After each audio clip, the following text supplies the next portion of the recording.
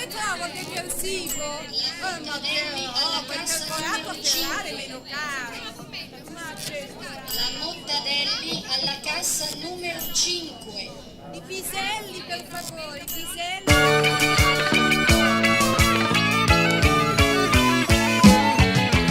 Ma chi c'è? Era un po' che non si vedeva. Ma chi c'è? Non c'è poi mica stato tanto male. Ma chi c'è?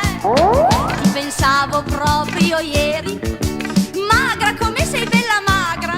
Dici pure che vengi a salutarmi. Ciao, come spero di te. Ehi, cocci sono i tuoi. Vieni a trovarmi quando puoi, che intanto stiamo sempre per di là. Ciao, come spero di te. Ehi, cocci sono i tuoi. Ma cosa dici? Ma non ti preoccupare, che intanto sto sempre chiusa in casa. Ma chi c'è? Ti ricordo tale e quale. Ma chi c'è? Ma dove hai preso tutto questo sole? Ma chi c'è? Di che cosa parlevamo? Come ti vedo nera. Dici pure che non voglio più vederla. Ciao, come spero di te. Ehi, cocci sono i tuoi.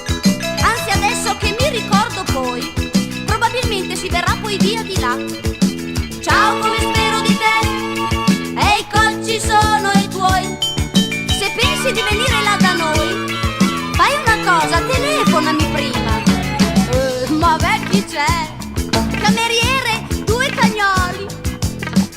Ma chi c'è? Sono sempre stata una tomba io. Ma chi c'è? Non sono mica ancora andata male. Grassa, ti vedo bianca e grassa. Cameriere, conti separati. Ciao, come spero di te. Ehi, cocci sono sempre i tuoi. Non venirmi a trovarmi quando puoi, che intanto non si sta più per di là. Ciao, come spero di te. E i cocci sono sempre i tuoi.